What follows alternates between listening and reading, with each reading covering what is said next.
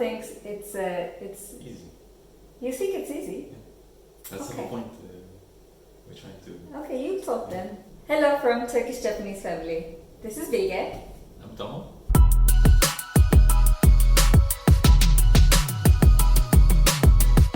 Again, we're in our kitchen. And last time, Tomo showed us how to make frozen gyoza. How to prepare frozen gyoza. If you haven't watched the video, you'll find the link in the description. Tomo is going to show us how to make The Japanese rice. I think a lot of people think it's a very difficult thing. It can be, but I can show you how I do it. It might not be the official way of doing it, but how I do it outside of Japan, out of a pot, so that you don't need special cookers or any special devices. And show you how easy it can be, as long as you as long as what? as long as you follow specific steps correctly, which aren't that difficult, but just to know what they have to be. So And the good part is I don't have to know because I have Tomo. Let's do it. Go. So the golden rule is that you soak the rice. You have to soak the rice at least 30 minutes. If you cannot really wait that long, you use the bit warmer water, but at least 10-15 minutes. But 30 minutes or longer is always the winner. After that, ratio, water, all of that is not a big deal. You can use a cup of any kind, just to make sure that you use the same cup to measure the water as well. So here I just use 1 cup, which probably makes 4 portions. I do 1.5 cups or so.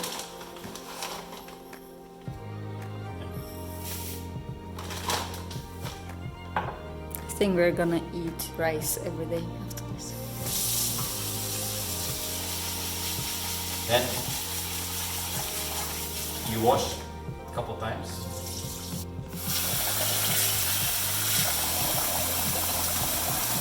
In Japanese rice, you can actually wash quite strongly, because then you see that the water becomes white very quickly. But you can really wash them hard.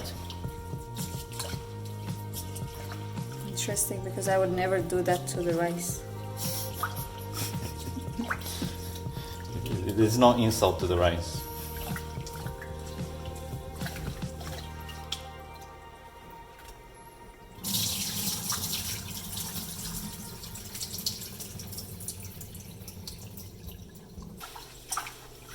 So until it becomes clear?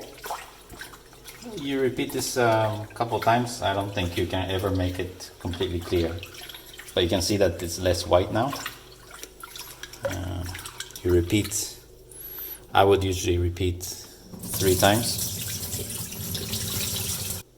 So I use this today. Transfer all the rice into the pot as well as you can. And use the same cup you used to measure the rice. So it was 1.5, so I put 1.5. So 1 to 1. 1 to 1, and then you add a bit. This is just really a feeling I have, but let's say 1.5, you make it 2, something like that, just to give additional water that gets soaked through into the rice. So the water is in. You just have to now wait half an hour before we start cooking it. So it's been more than half an hour. Some people actually soak it all day. Before you go to work, you wash and soak, and you come home and switch it on. So basically the longer the better, or any longer doesn't make any worse. Now it's ready. What's useful is this glass top. if you have, because then you can see that it's starting to boil. Then you can really control the temperature easier. Another point is that basically what you want to do is to turn the heat down as soon as you start to see the water boiling. So here we have induction, which is perfect because the temperature control is very, very rapid. Or if you have a gas fire, it's great. If you have the hot plates, then there is obviously a residual heat that takes longer to reduce, so you kind of have to anticipate the temperature change. So when you start to see that things are starting to just boil, you already go to the lower level. So you start with the cold water, you go to max, and let it warm up until you just start to see the bubbles. So now you can see that it's starting to boil. The glass is fogged up, but then it's going away. And now you see the water surface bubbling. And you start to hear this bubbling, it's time to turn the heat down.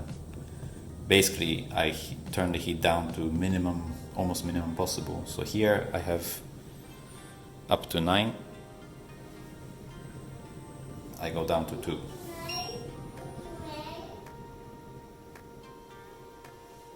So it almost as if it stopped, but basically it's rested, just the steaming process. So now you just go away, wait 15 minutes or so. Basically at this point you cannot really overdo it. Another important point is that you don't remove the lid ever. There is a saying in Japan, don't remove the lid even the baby cries. So basically the whole point is that this process here is to steam the rice. And if you open the lid, then all the heat and the moisture will go away, and then suddenly the rice will become hard. So it's been 20-25 minutes. This should be enough to finish the cooking. So I stop it. Then this is the first time to open this lid. And important is that you mix when you open it. And when you mix, you just mix it like cutting them so that you don't squeeze the rice. As soon as you squeeze the rice, you end up with making a big paste, so be careful. And then you let it sit for a little bit longer, but you can also start eating, but basically that's it.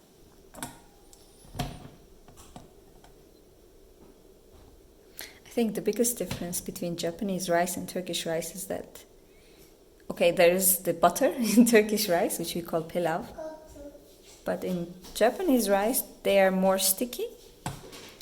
And Turkish mothers, when they cook, they want it to be all separated from each other, each grain. That shows how good you are at cooking rice. But in Japan, that's the opposite. Mama. Mama? That's Mama. That's Mama? Yeah. Ne bu? Sıcak? That's sweet. Kaybı ne?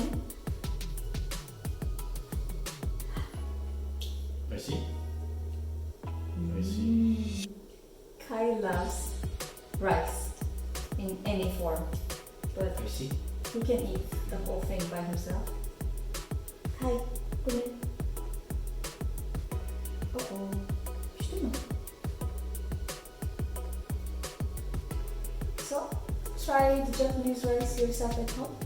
We're going to feed Kai right now with this one. Thanks, Tomo, for showing us how to make rice. Thanks for watching. And thanks for watching. And if you have any questions or stories, Share it in the in comments. the comments. If you want us to try other food from Japanese and Turkish cuisines, let us know. Thank you. Bye. Bye. Bye. Bye. Bye bye. Bye-bye. Bye. Don't forget to subscribe to our channel. See you. Bye bye. See you. See you. Bye-bye. Bye I bye. love you. I love you. Dum dum dum. Gule gule.